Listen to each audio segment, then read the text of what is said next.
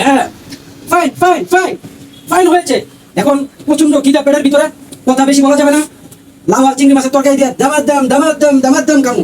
তো আসসালামু আলাইকুম বন্ধুরা, অনেকদিন পর আজকে আমি আবার একটু পাক করতে হইব, কারণ অনেকদিন মেয়ে অল্প অল্প করে পাক করে খাওয়াইছে।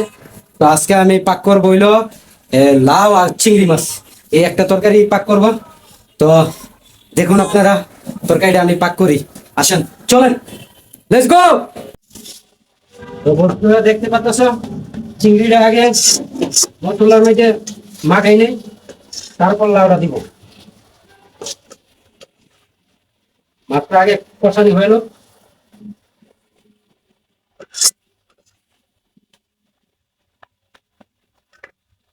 এই পাশ থেকে দাও। বন্ধুরা দেখতে পাচ্ছ, মাছটা বুনা করে ভাজা নিলাম, বাঁচতাছি একটু ইয়ারা বোনারা একটু ভালো দিকে হয়ে গেল, তারপরে লাউটা দিয়ে লাউটা একটু বাঁচবো।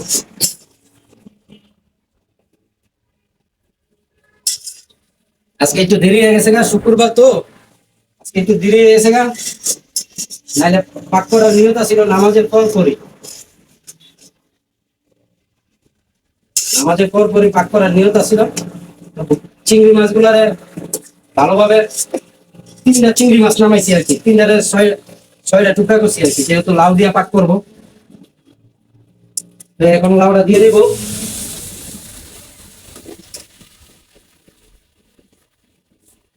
লাউটা দিয়ে নিলাম।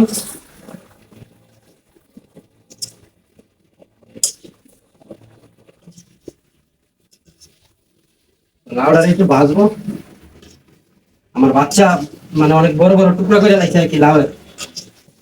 তো লাউটা একটু ভেজে নেই, দেখতে থাকো তোমরা। তরকারি একদম ফাইনালি তরকারি কাজ শেষ, তরকারি এখন সিদ্ধ হচ্ছে। তো ভাই গরম কারে গরম, মানে পাগল হয়ে যাওয়ার অবস্থা।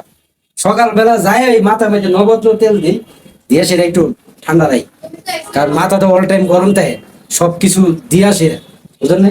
এর উপরে সব অবস্থা। তো তরকারিটা পাক হোক, তারপর আপনাদেরকে দেখাচ্ছি তরকারি স্বাদ হলো না নাই হলো। তো ফাইনালি আমাদের তরকারি তৈরি হয়ে গেছে, বেলা বাজে 4টার উপরে, এখনো খাওয়া দাওয়া করি নাই। চিংড়ি মাছ দিয়ে লাউ, আর 2-1 মিনিট পরেই ফাইনালি হবে।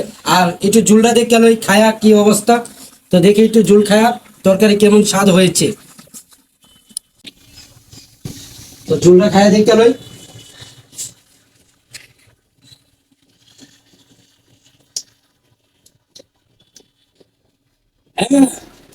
ফাইন ফাইন ফাইন ফাইন হয়েছে। এখন প্রচন্ড খিদা পেটের ভিতরে, কথা বেশি বলা যাবে না। লাউ আর চিংড়ি মাছের তরকারি দিয়ে দামার দাম কামু। তো ভালো থাকেন আপনারা সবাই, সুস্থ থাকেন, আল্লাহ হাফেজ, আসসালামু আলাইকুম। আমি দুলাল মিয়া।